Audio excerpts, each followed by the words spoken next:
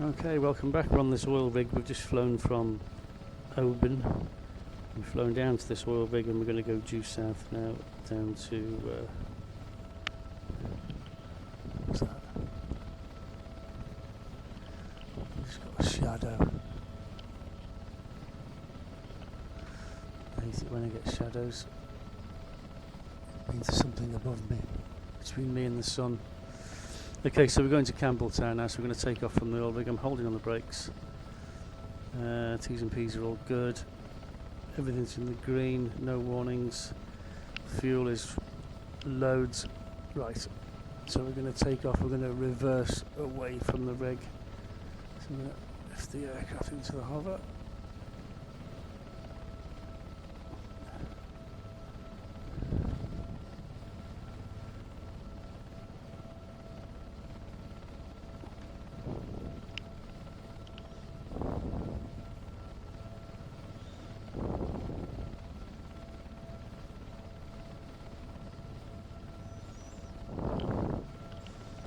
Clear of the rig, increase the power, left foot in, turn onto heading, and we're off. Power setting is good for the climb. Speed's increasing, everything's in the green. Caution panels, nothing.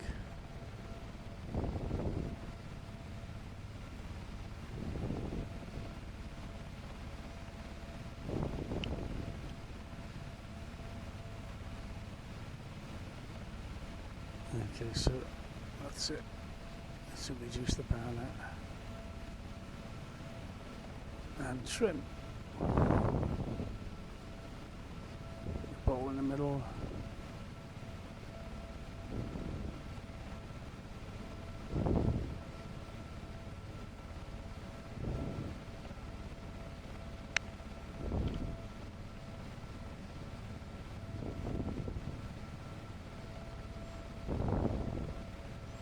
Not bad, not bad.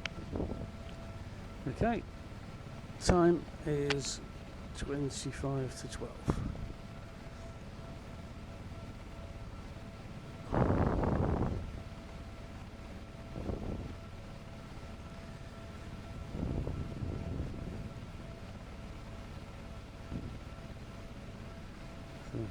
Miles, so it's about 30 miles to our target. 120 miles, that's about 15 minutes. ETA is about 15 minutes. Estimated time of arrival. Okay, so we start turning to the right now.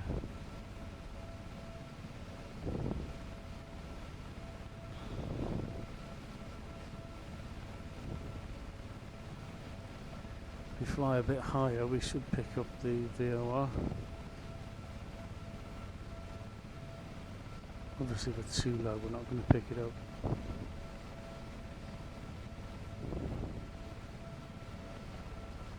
We know the cloud's a lot higher than it looks today. The cloud base is over 1,000 feet.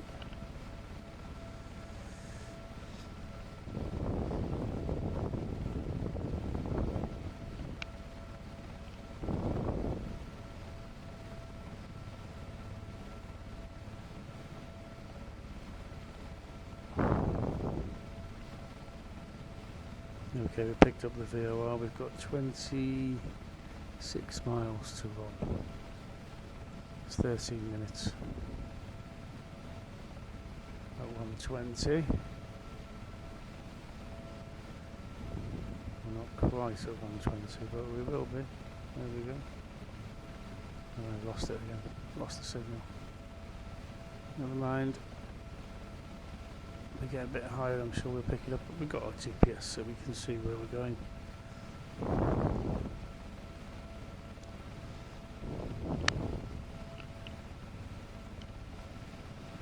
In the Western Isles at the moment, this is Western Isles of Scotland. Heading for Northern Ireland. I'm not going to do it in this video, I'm going to Campbeltown, but in the upcoming videos we'll be crossing to Northern Ireland and going down to Belfast.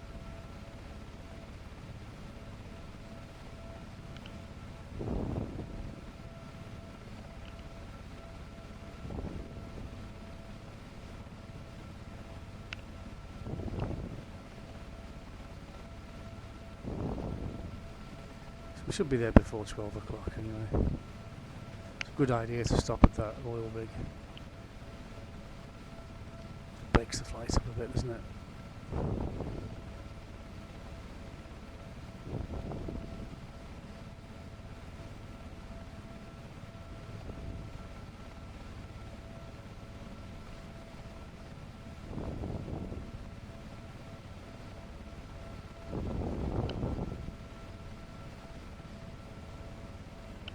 This would be the coolest camper van of all, wouldn't it? If I was filthy rich, I'd definitely have this. Oh, pick the signal up again. I'd definitely have this as a camper van. And just cruise about.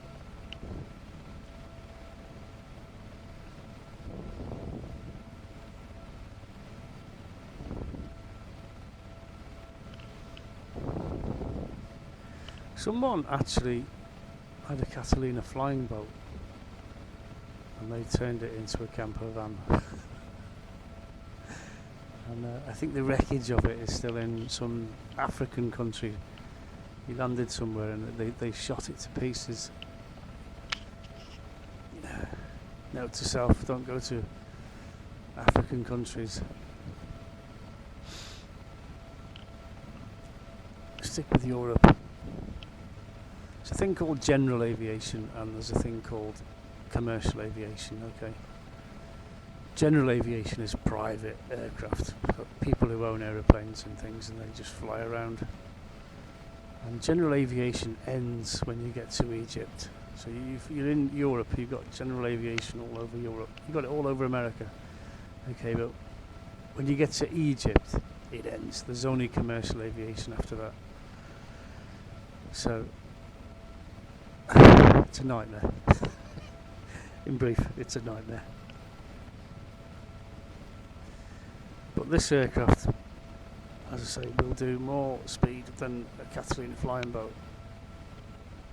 Believe me, it does. Catalina is so slow.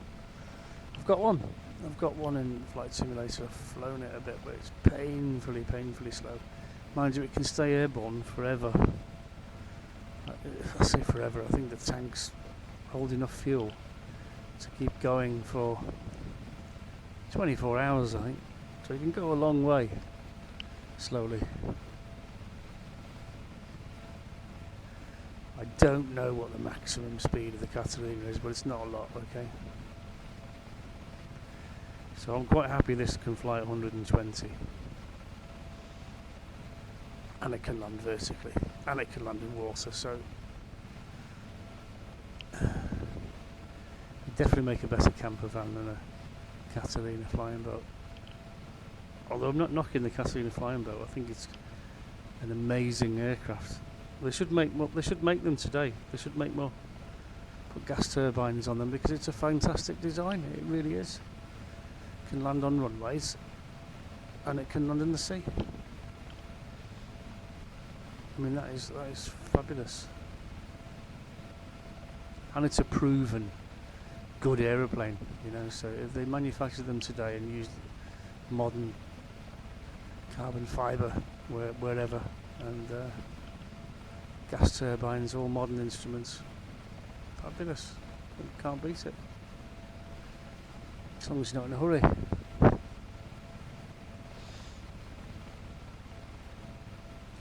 Right, we've got 16 miles? 16 miles. 16 miles to run. That's 8 minutes. That's 120.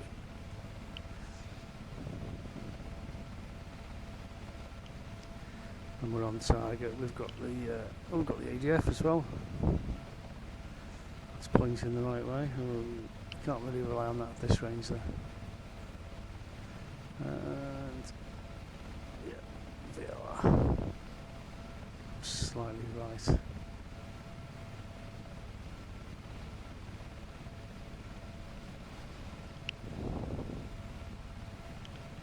Quick look outside.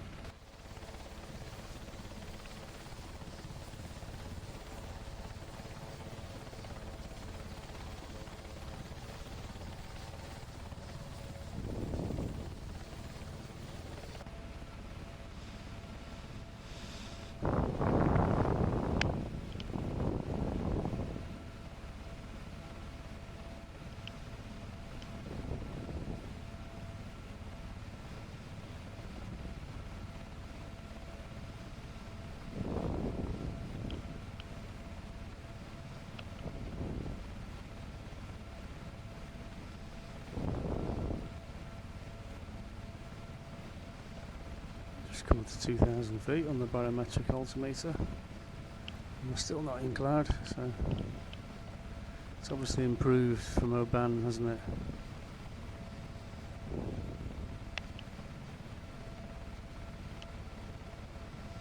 Before you take off, normally, you can tune in to a frequency on the radio, which will give you the ATIS, which is the Air Traffic Information Service, and it will give you the wind direction, the cloud base, the barometric pressure to put in the altimeter for the QNH. That's the height above sea level.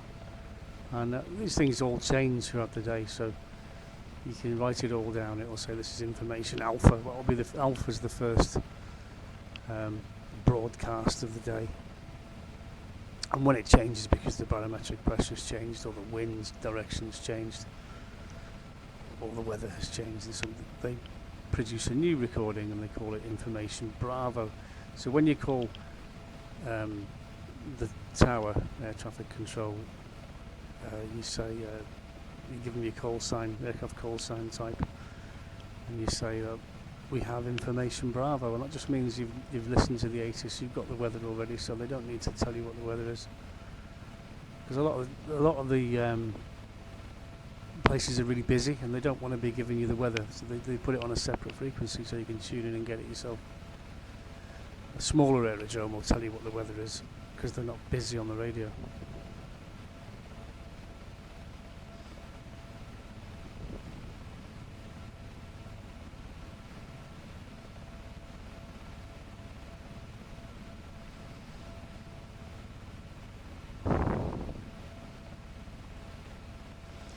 If you look at the artificial horizon, let me just get the controller, I'll point this out while I'm flying along. This is the artificial horizon. You see, when you tilt the aircraft, you see it tilts with it. That line represents the horizon between the ground and the sky. And you've got like a spirit level in there, see that one?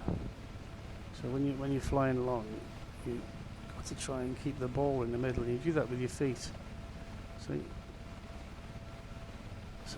obviously every time you change power settings and things, that goes out, but you've got to try and bring that back in to the middle. It's called being on the ball. And your rudder pedals down there. You see I've got your right rudder in there. Watch the rudder pedals and then watch the ball. Okay. So I took my feet off the rudders altogether, that's what happens. So the bottom one is showing me the tilt of the helicopter. So I need to put some right foot in there and then get the ball back in the middle. There we go. And that's telling us that we're level. You see, if I pull back on the stick so the aircraft's climbing up, that's going up into the sky, so we know the aircraft's climbing now. You can see that on the altimeter. We don't want to do that. And if you can see the wings of the bird in the black, that means we're descending. Excuse me. Oh, I was being all professional there as well. Messed that up. I've got rid of my map now. Never mind.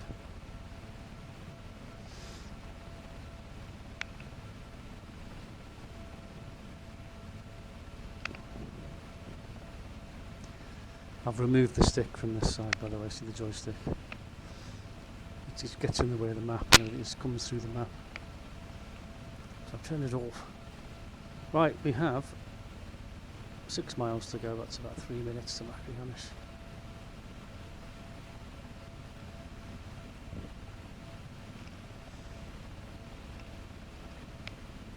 The ADF's pointing over there.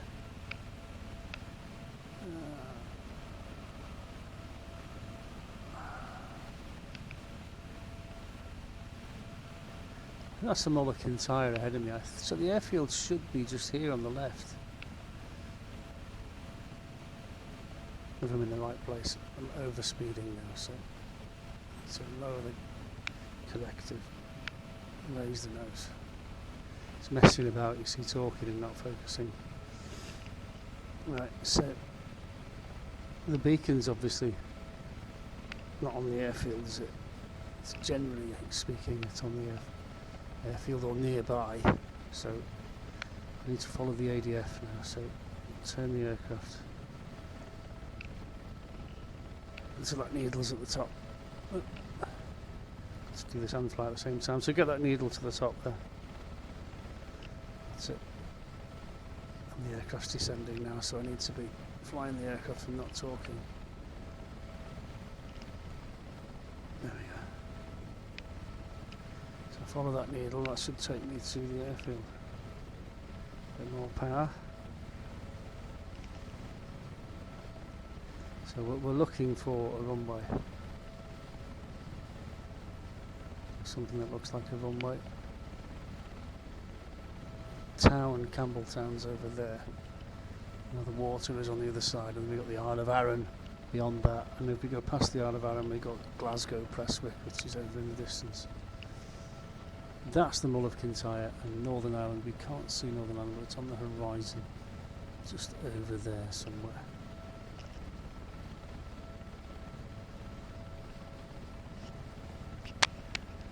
If my navigation skills are correct.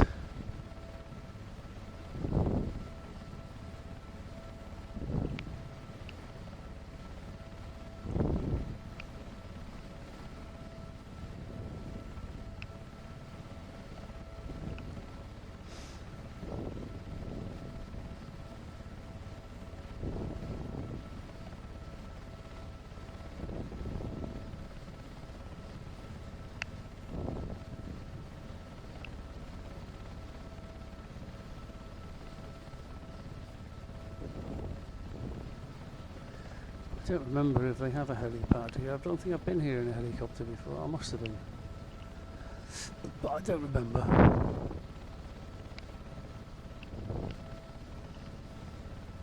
I'd usually use the runway and taxi to the tower. There's lots of hard parking over here, hard standing, and there's another hangar on the other side.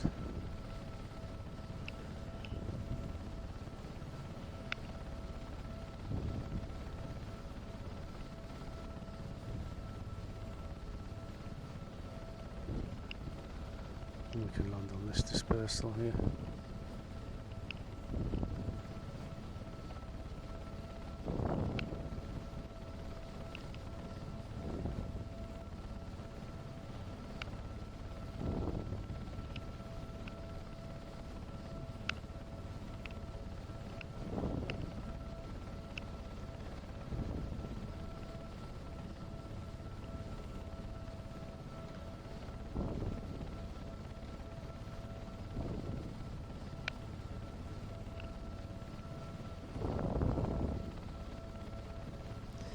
The other thing in general aviation is when you land at an airfield or an airport, you have to pay a landing fee. Of course. You can take off for free, but you have to pay to land. And you have to pay for parking. If you park overnight, there's an overnight fee to pay. So